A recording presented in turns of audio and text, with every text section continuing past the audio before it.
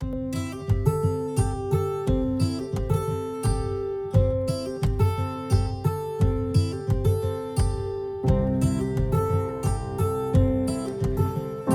you very much, everyone, for joining us again.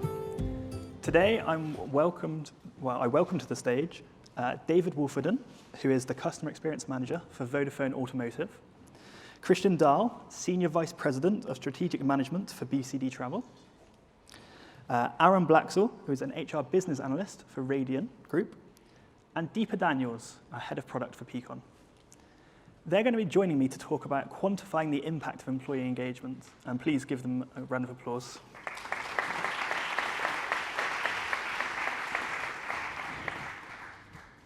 I think the way that I'd like to start this is actually talking about what it is that for you is most impactful. What do you want to connect with employee engagement?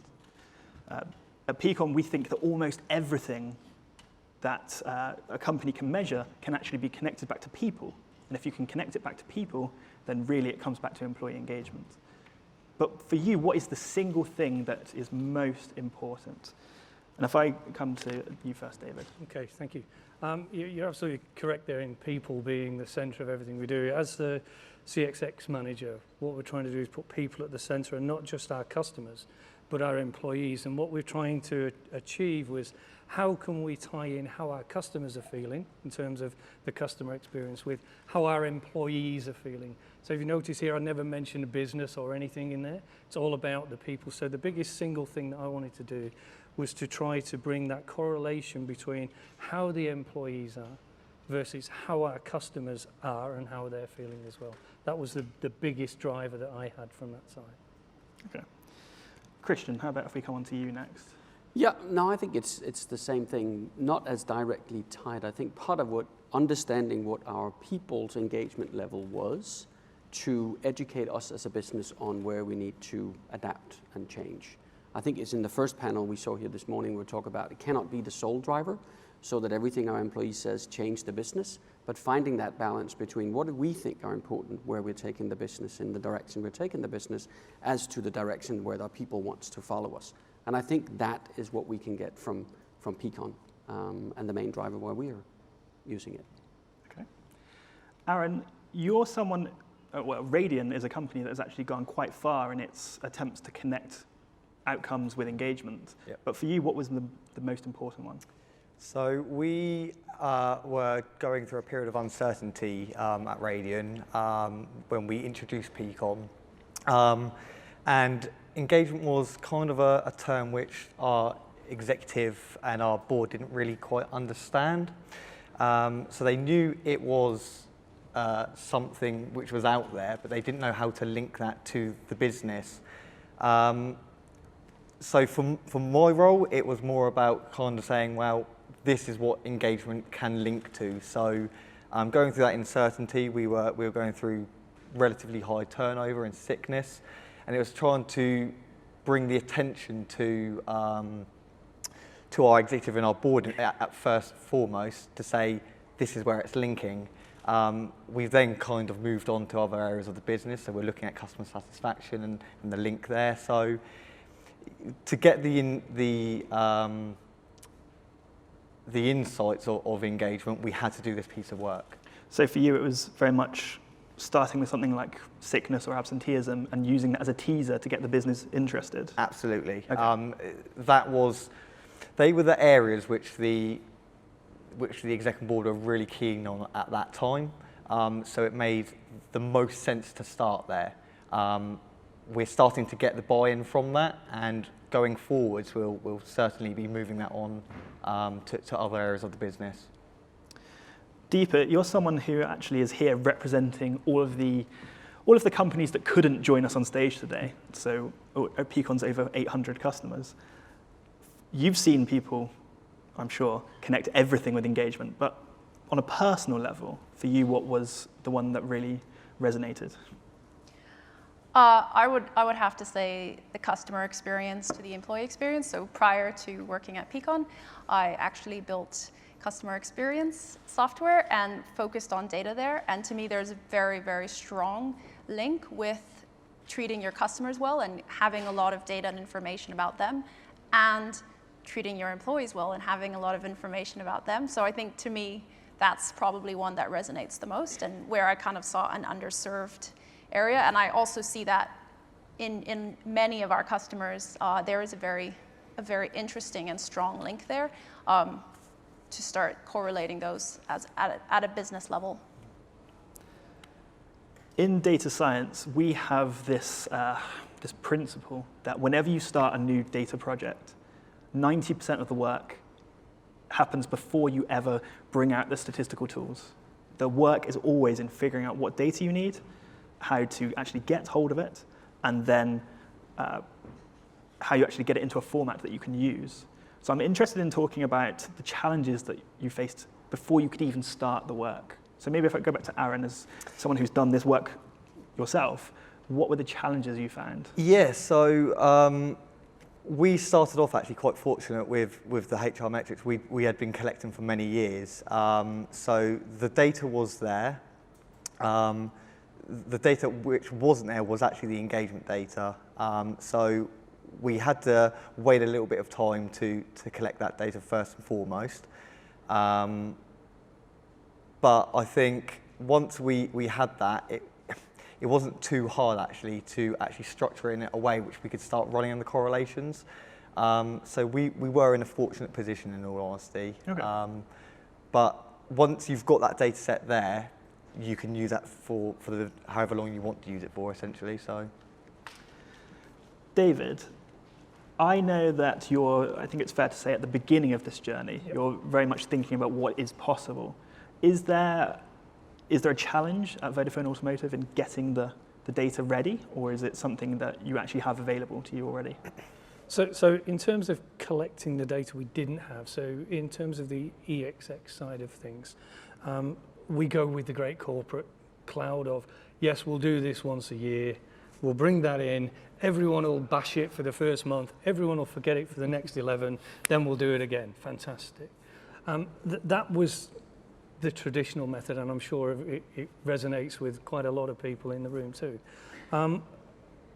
By bringing Peakon to our HR department, who were helping me gather that data, we didn't start with any particular usable data which we could have.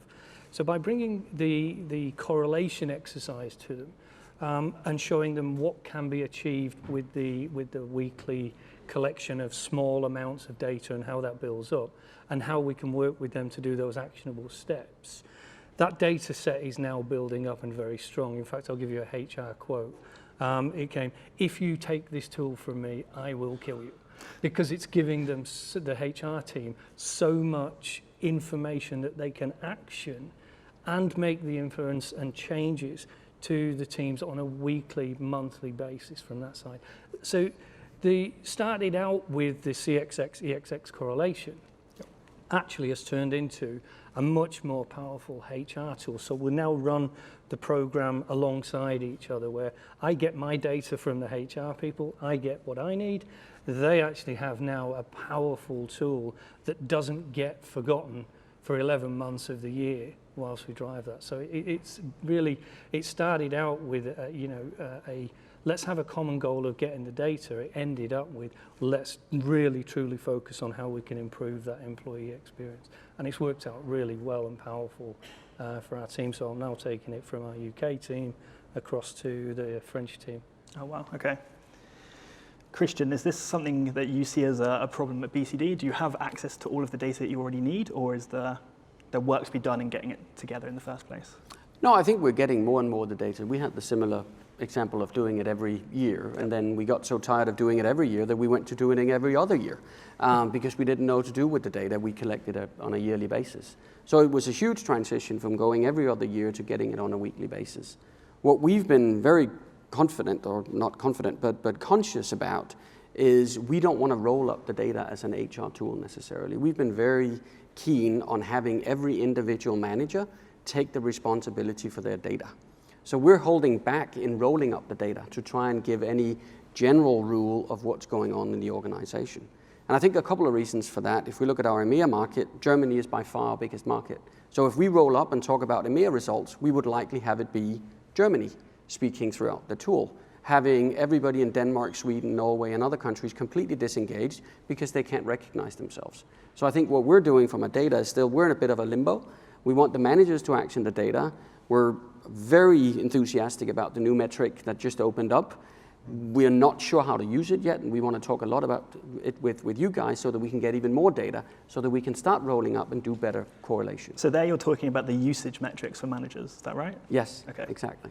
So do you see that as a way of looking at the connection between manager action and outcomes that you can measure in engagement or participation? Is that fair? Yes, that is fair. And we're looking at that. We don't want to use it as a whip to go out and say, well, you haven't been on the dashboard for the last couple of months. But we look at it from an HR standpoint and saying, is there a correlation between how much the manager is listening and engaging with the eNPS or with the participation and driving that up? So that's very interesting.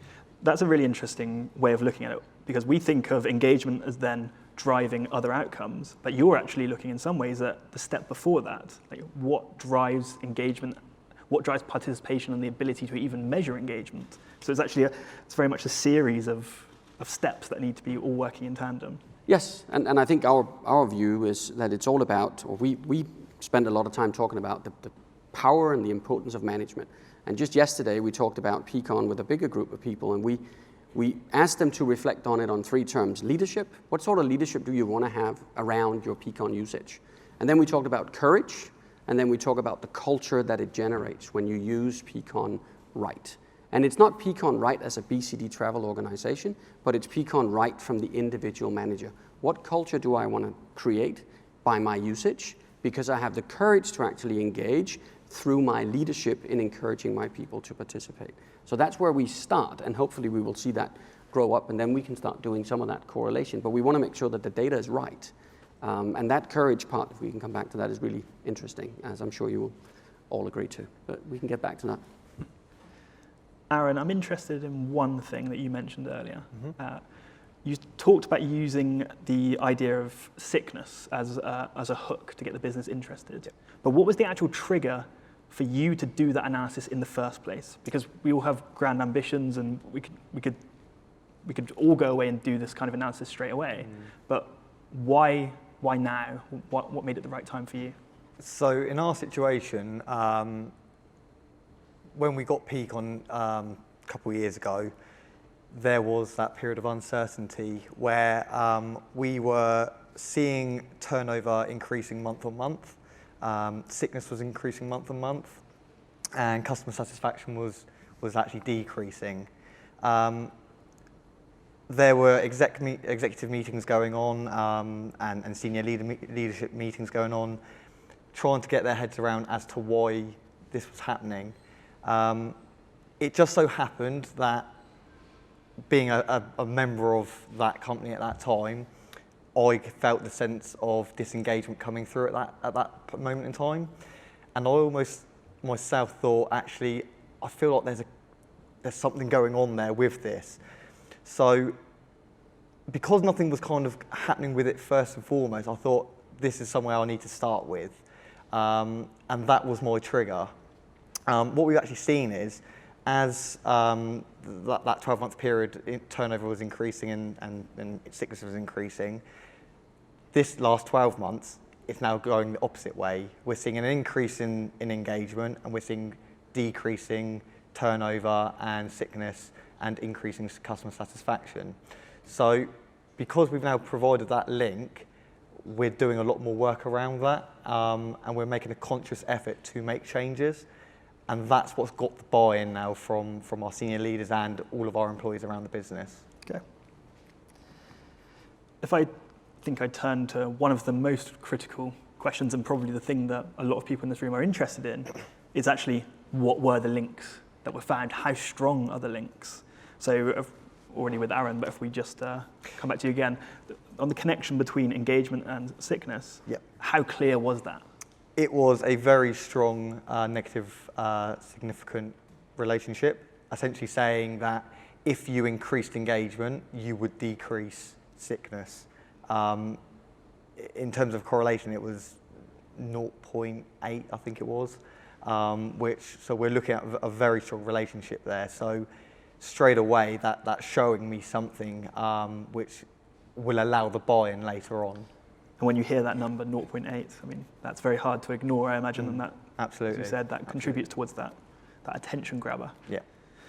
Deepa, perhaps you could share some insights here on maybe some of the things that our other customers have been able to connect with engagement.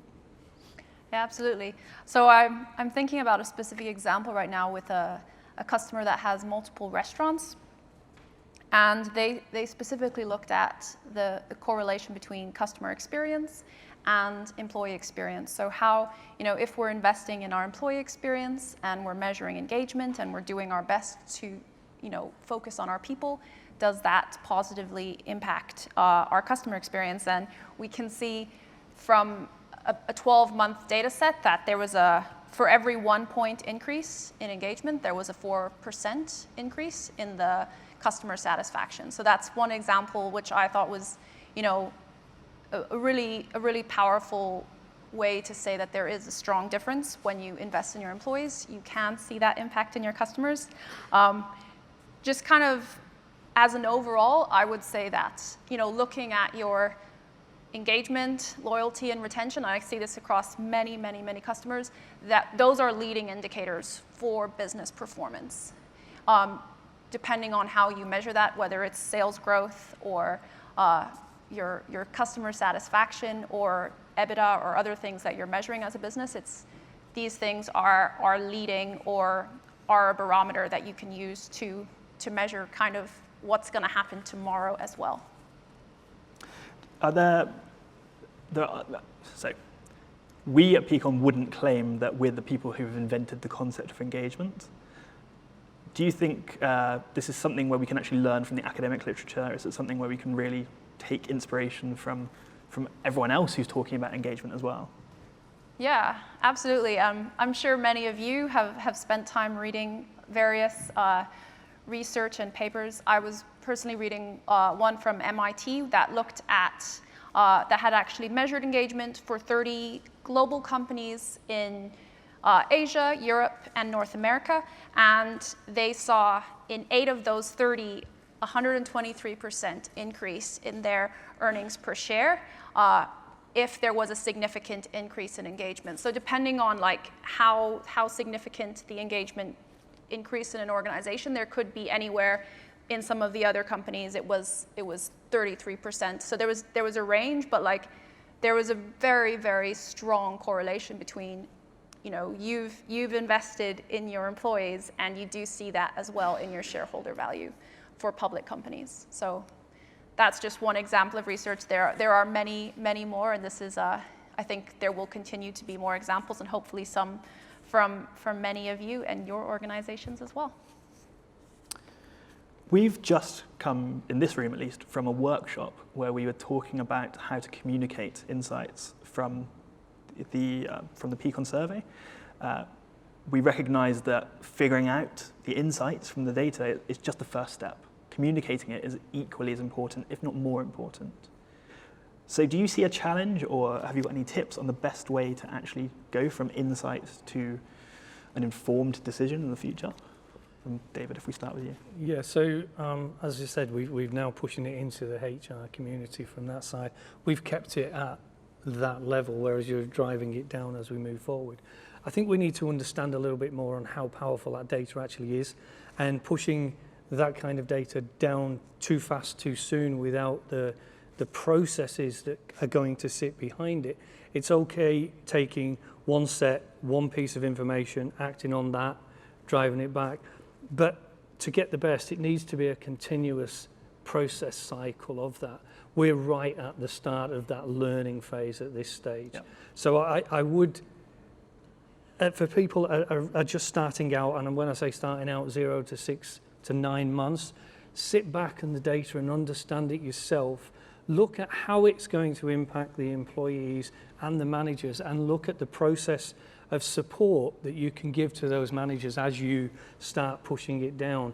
Once those are in place, if you've got no support for those guys and you just let them go on their own with the data, it could have a negative effect. So be mindful of the processes that you're trying to push into the organization from that side.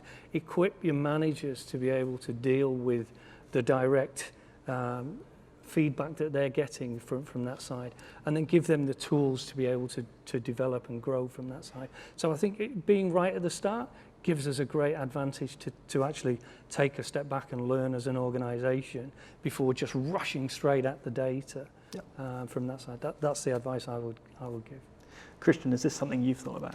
Yeah, it is. And I can't help myself smiling a little bit, because I think this is one of the reasons why we're Peakon customers, just listening how different we're using the data. So here we're talking about rolling it up before we're really sure how we want to roll it down, and we're more concerned about rolling it out to the individuals before we roll it up. And I guess that's the uniqueness of the tool and the ability to adapt it to whatever your organizational needs is.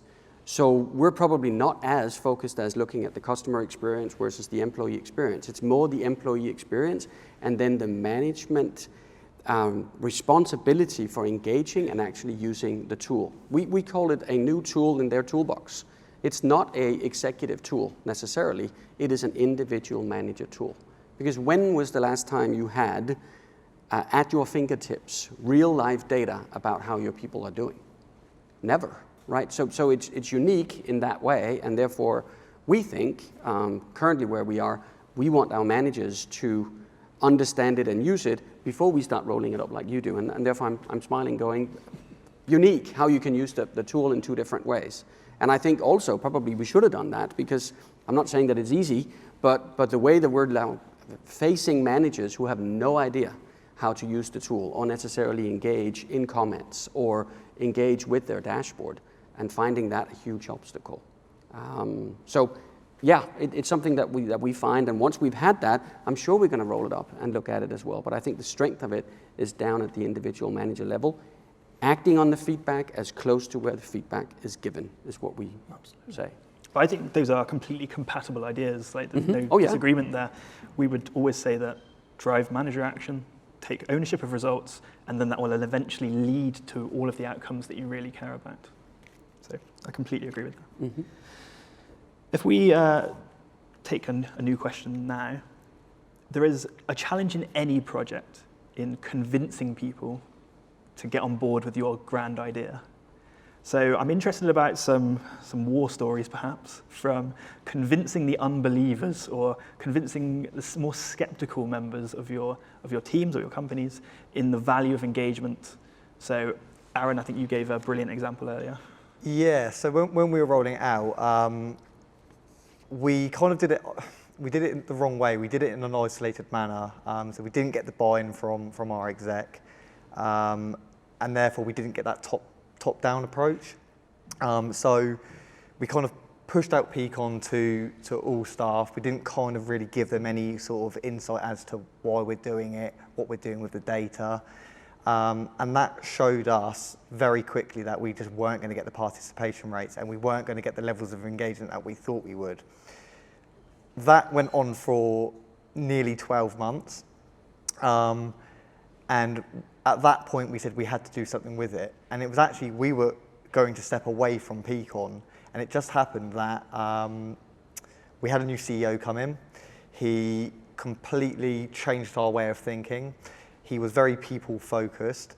And that allowed us to essentially relaunch Peakon afresh, giving the insights to the staff as to why we're doing it and what we're doing with this information. And now we're getting from a 55% participation rate up to an 87%. So we've completely changed it. In that 12-month period as well, our engagement was something like 7.2 out of 10, and I think we might have even had a negative net promoter score. Now we're looking at a net promoter score of over 50 and a participation rate of 87. Wow. So it's worked by getting that buy-in. That makes sense. Deepa, is this something you've seen with customers as well? Do you think it's sometimes a challenge to convince more skeptical people? Yeah, I think it's a fair challenge. And I cannot speak for all customers, but I can say that kind of recognizing that people are different and different different ways of speaking to them is going to open the door. So kind of getting to know the individual, and I guess in this case, sometimes you just got to work with what you have, and sometimes you can actually speak their language and communicate to them either very visually or in a very structured way or in a story, or like find the entry point. But I'm guessing there's a lot of more stories here in this room from each of you. Christian? I think one thing that came out in our organization is that we talk about people being our biggest asset, right? And I think that's a great comment to make at all levels in any organization, but then you then get a tool like Peakon where you can actually prove and put some actions behind them words. That's where it became interesting. Because yes, it's our biggest asset. Yes, we're going from a biannual survey to every week are we asking questions. But then we have, as we say, we begin to see executives and managers trying to find hole in the cheese. Yes, we want more feedback, but we don't want it that often. Yeah, we want feedback, but we don't want necessarily to be able to manage the data ourselves. So what do you want, basically? So it's been a long discussion there as well. So we've had to fight our battles as well of, yes, we want something new, but what you're giving is not necessarily what we're having. And it has included saying, well, if people is our biggest asset, what's the alternative? So we just have to swallow that and get on with it and start using the data. And therefore, I think we've had challenges on individual manager level, but also at the executive level. A thought occurs to me there that we can use this for some valuable research. How could Peakon help you win those battles? What can we do to give you evidence that you need to convince people of the value of engagement? No, I think when more of the metric, if we can continue to develop that new feature of finding out when do people engage in comments, when do people acknowledge, when do our managers engage in dialogue on comments. If we can get more and more of that data, I think we can give them at a micro level almost that here's some manager who hasn't been in for a very long time, here's the impact on participation and engagement.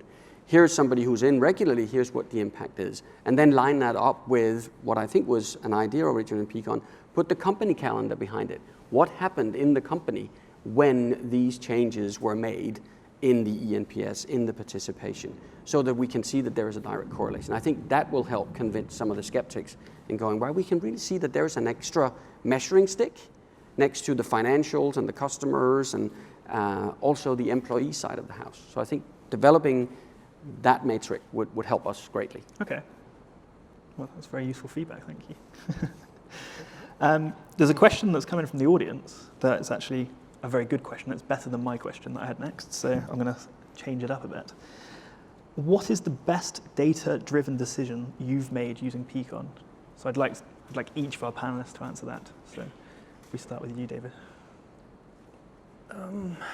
The best data-driven one was actually some feedback that became unexpected from there, and it was actually about how we tackle employees' health and mental health and awareness within that employee. And it was a very, very specific set of data which shown us that we weren't doing enough around the employee mental health. It's a big thing in the news. It's all over the place, this mental health issues. And we were completely blindsided by this.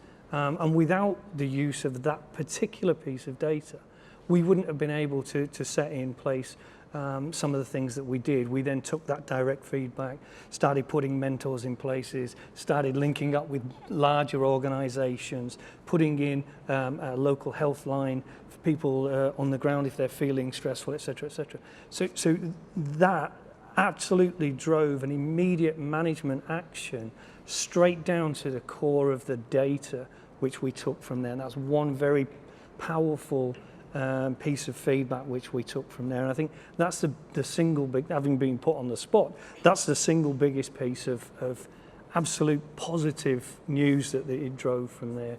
And it then drove those numbers up from that side. So really positive, finding out of the data, immediate realization, and then immediate actions taken. So it shows the linkage between what you said what we did and how we're now going to move forward as a company and corporation. Christian, if I could ask you the same question. Yeah, and I think one of the things that stands out to me, again, being put on the spot by this great question, is internal communication. I think what we found from the data was that we had a breaking point in the way information was cascaded in the organization. So we had a belief that we were doing a great job working on marketing and everybody who was involved in communication, but we saw there were a break around senior director level, because we could break it down on segments and find out where we should change our communication and our communication tools and streams. So I think that was one of the things that would stand out to me. Okay. And finally, Aaron. Yeah, so we, looking at the correlations between engagement and customer satisfaction, recognised that, unsurprisingly, that our customer contact team had the biggest impact on customer satisfaction. So we started there and wanted to understand the issues that they had within their team. It quite clearly came apparent that, going back to the sound advice session that we had earlier, was that they loved the open plan style of the office, but they couldn't hear their employees. And it turned out that, actually, funnily enough, we had no sound absorption within the office, which was making our colleagues not really understand what our customers are asking. So we've literally just rolled out a number of soundboards. We've put in some softer furniture, and we're hopefully in the next sort of 2, 3, 4 months start seeing a change in those sorts of scores. Deepa, perhaps you could answer this from a Peakon employee perspective as well. What do you think is the best decision we've made on the back of our Peakon data? Wow. I realise I've massively put you on the spot there. I don't know. Probably not everyone will agree with me, but I think the focus that we've put on personal growth is a really good one, and it has, I think, come off the back, as a lot of initiatives in Peakon do, of employee feedback. So we've kind of implemented a personal growth format and plan where you can get support and kind of go on that learning journey, not just about professional growth, but also like you as a person. And I think that's been really, really inspiring for me. We're getting to the end of the time now, so I have one final question for each of our panelists. At Peakon, we think that one of the best ways to finish the survey is by asking what we call the magic wand question. So this is when we just go to an employee and we say, if you could change anything, what would you change? So I'm going to tweak that slightly. I'm going to say, if you had access to any data in the world, anything, and all of the employee engagement data that was possible, what would you love to examine the connection between? And it could be as outlandish as you'd like. No, mine's very easy. Please. How we can drive that customer satisfaction from there. That's brings. the most important. That's the most important for me. Yeah. And that's where we started this Peakon deployment by stealth. Okay, Christian. I would agree, and I think that ultimately the customer experience, but I would like to understand a bit better, how do we get there? So back to the management engagement with the feedback that we're getting, how does that drive the business results? And then with all the data points being equal across the business, how can we learn from each other internally so that it almost becomes a sharing of experience, so that it's an internal BCD travel I learn from my colleague rather than I learn from some Harvard Business Review article or something else. So it's really our data teaching us. Okay. And Aaron? Mine would be coming from a housing background, that I'd like to look at how the engagement of our housing officers impacts the antisocial behavioural cases of our residents. Oh, wow. To see if we're maybe not doing enough there. So that would be where I'd start. And Deepa? Yeah, I'm gonna just, anything's possible. I would love to be able to prove a very strong correlation between trust and profitability. So measuring the feeling of trust between individuals, between teams, at an organizational level, perhaps even at a societal level. And I think trust is similar to money or currency, in like you need to grow it and earn it, and it devalues over time. So to me, that would be just, if anything was possible, I would love to measure and correlate that. Thank you very much, all of you, for spending time with me here today and sharing your insights with the audience. If we could just give all of the panelists a round of applause, please.